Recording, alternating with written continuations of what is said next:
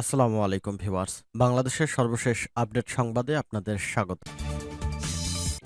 জানিয়ে দিব হাতে থাকা সর্বশেষ আপডেট বাংলা সংবাদ। প্রথমেই সংবাদ শিরোনাম।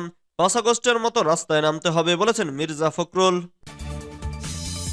এরপর জানিয়ে দিব আওয়ামী লীগের আর ফেরার সুযোগ নেই বলেছেন রাশেদ প্রধান। এদিকে বাংলাদেশ থেকে ভারত বস্তা বস্তা টাকা লুট করেছে বলেছেন দুদু। এরপর জানিয়ে দিব অন্তর্বর্তী সরকার আওয়ামী সরকারের পুনরাবৃত্তি করবে না প্রত্যাশা রিজভীর। আরও জানিয়ে দিব আসুন সব বিভেদ ভুলে ঐক্যবদ্ধ হয়ে বাংলাদেশকে গড়ে তুলি বলেছেন মির্জা ফখরুল। সর্বশেষ জানিয়ে দিব বাংলাদেশ সাম্প্রদায়িক সম্প্রীতির উজ্জ্বল দৃষ্টান্ত বলেছেন প্রিন্স। এতক্ষণ শুনছিলেন সংবাদ শিরোনাম, এবারে বিস্তারিত।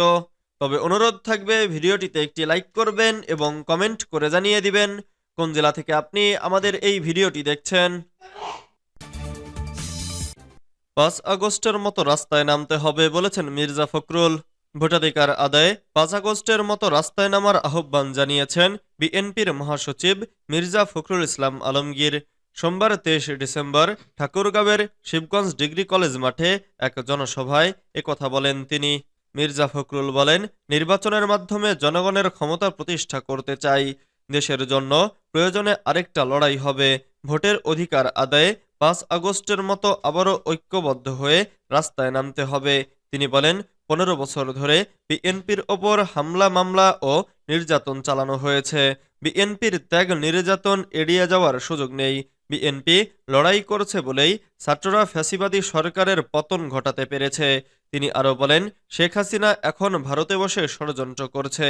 ছাত্র জনতার আন্দোলনকে উগ্রবাদীদের বিদ্রোহ বলে অপপ্রচার করছে, কিন্তু তা ছিল জনগণের বিদ্রোহ।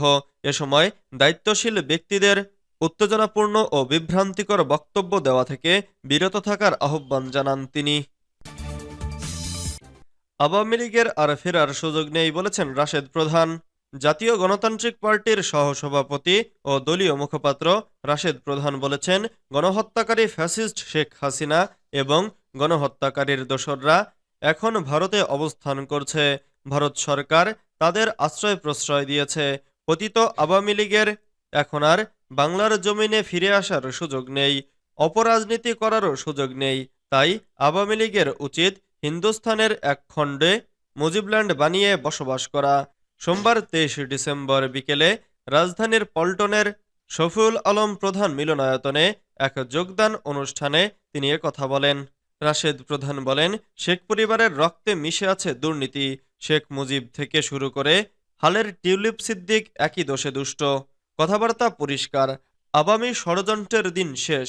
বাংলাদেশে আর কোনোদিন ভারতীয় আগ্রাসন এবং আওয়ামী অপরাজনীতি মেনে নেওয়া হবে না।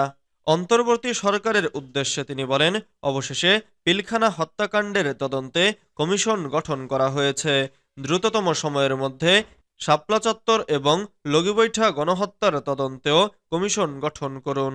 সাগাররুনি হত্যার সুষ্ঠু বিচারের ব্যবস্থা করুন। আন্তর্জাতিকভাবে চাপ প্রয়োগ করে শেখ হাসিনা এবং গণহত্যাকারীর দোসরদের দেশে ফিরিয়ে নিয়ে আসার ব্যবস্থা করুন। শেখ হাসিনার বিচার দেখার জন্য দেশের মানুষ অধীর আগ্রহে অপেক্ষা করছে। বাংলাদেশ থেকে ভারত বস্তা বস্তা টাকা লুট করেছে বলেছেন দুদু। ভারত বিগত 53 বছরে আমাদের বন্ধুত্ব কৃতজ্ঞতাকে তাদের স্বার্থে ব্যবহার করার চেষ্টা করেছে বলে মন্তব্য করেছেন বিএনপি ভাইস চেয়ারম্যান শামসুজ্জামান দুদু। তিনি বলেছেন, মুক্তিযুদ্ধে জয়লাভ করার পরে তাদের সেনাবাহিনী এবং তাদের জনগণ নব্য বাংলাদেশে কিভাবে লুটপাট করেছিল। বাংলাদেশ ব্যাংক থেকে নির্বিচারে যেমন শেখ হাসিনা লুটপাট করেছে, ঠিক তেমনি সেই সময় ভারতও বস্তা বস্তা টাকা লুট করেছে। তিনি বলেন, সেই সময় সদ্য স্বাধীন বাংলাদেশ পাকিস্তানিদের কাছ থেকে যে অস্ত্র পেয়েছিল, সেই অস্ত্রগুলো তারা ট্রাকে ট্রাকে ভরে ভারতে নিয়ে গিয়েছিল। সেই সময় রাশিয়ান কয়েকটি এসএলআর ছাড়া বাংলাদেশের আর কোনো অস্ত্র পাওয়া যায়নি। অথচ হাজার কোটি টাকার অস্ত্র সেই সময় আমাদের বাংলাদেশে থাকার কথা ছিল।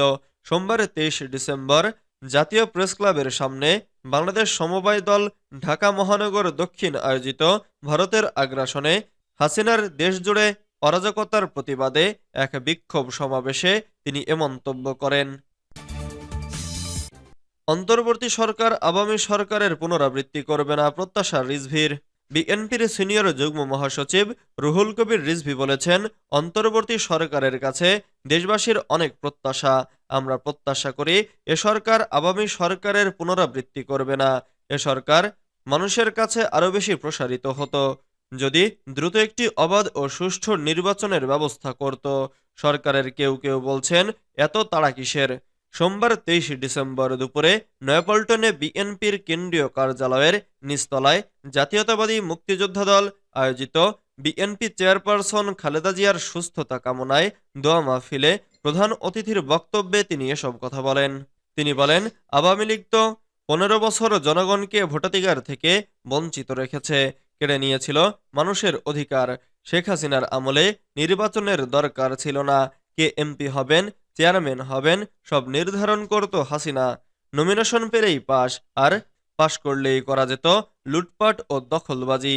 এরপর শুরু হতো মারামারি, খুনাখুনি। শেখ হাসিনার একক সিদ্ধান্তেই মানব পাচারকারী, স্বর্ণ চোরাকারবারি এবং ডাকাতো এমপি হয়েছেন। রুহুল কবির রিজভী বলেন, নিউ ইয়র্কে, যেখানে ডোনাল্ড ট্রাম্পের মতো ধনী ব্যক্তিরা বসবাস করেন, সেখানেও আওয়ামী লুটেরাদের প্লট ফ্ল্যাট রয়েছে। চাঁদপুরে মাঠের পর মাঠ দখল করেছে দীপুমণি। তারা জানত এসব অপকর্মের বিচার নেই। আসন সব বিভেদ ভুলে ঐক্যবদ্ধ হয়ে বাংলাদেশকে গড়ে তুলি, বলেছেন মির্জা ফখরুল। এখন কেউ যেন দেশকে বিভক্ত করতে না পারে, সে ব্যাপারে সবাইকে ঐক্যবদ্ধ থাকার আহ্বান জানিয়েছেন বিএনপির মহাসচিব মির্জা ফখরুল ইসলাম আলমগীর। তিনি বলেছেন, আমরা একটা সুযোগ পেয়েছি, সেজন্য আমি সরকারি কর্মকর্তা, পুলিশ, সেনাবাহিনী সহ সব বাহিনীকে অনুরোধ করতে চাই, আসুন এই সুযোগ আমরা কাজে লাগাই। আবার আমরা বাংলাদেশকে সমস্ত বিভেদ ভুলে ঐক্যবদ্ধ হয়ে গড়ে তুলি। আজ সোমবার বিকেলে ঠাকুরগাঁও সদর উপজেলার শিবগঞ্জ ডিগ্রি কলেজ মাঠে এক জনসভায় প্রধান অতিথির বক্তব্যে এসব কথা বলেন তিনি। মির্জা ফখরুল বলেন, জনগণকে বোকা বানিয়ে 3টা নির্বাচন করে জোর করে ক্ষমতায় ছিলেন শেখ হাসিনা। তিনি ভেবেছিলেন কোনোদিন ক্ষমতা থেকে যাবেন না, কিন্তু দেখেন কিভাবে মাত্র কয়েক মাসের মধ্যে পরিবারের সবাইকে নিয়ে হাসিনাকে পালিয়ে যেতে হয়েছে। সেই নেত্রী বলেছিলেন, আমি পালাই না, আমি ভয় পাই না, আমি মুজিবের বেটি, আমি পালাই না। বিএনপির মহাসচিব বলেন, দেশ ছেড়ে ওপারে পালিয়ে গিয়ে হাসিনা ওখান থেকে ষড়যন্ত্র করছেন, চক্রান্ত করছেন, একটা মিথ্যা প্রচারণা চালাচ্ছেন। এখানে নাকি আমাদের হিন্দু ভাইদের ওপর অত্যাচার করা হচ্ছে। আমরা খুব শান্তিপ্রিয় মানুষ, আমরা সব সময় হিন্দু, বৌদ্ধ, খ্রিস্টান, মুসলমান একসঙ্গে বসবাস করি। বাংলাদেশ সাম্প্রদায়িক সম্প্রীতির উজ্জ্বল দৃষ্টান্ত, বলেছেন প্রিন্স। বাংলাদেশ সাম্প্রদায়িক সম্প্রীতির উজ্জ্বল দৃষ্টান্ত উল্লেখ করে বিএনপির যুগ্ম মহাসচিব সৈয়দ ইমরান সালেহ প্রিন্স বলেন, এই সম্প্রীতি নিয়ে কোনো দেশ বা মহলকে খেলতে দেয়া হবে না।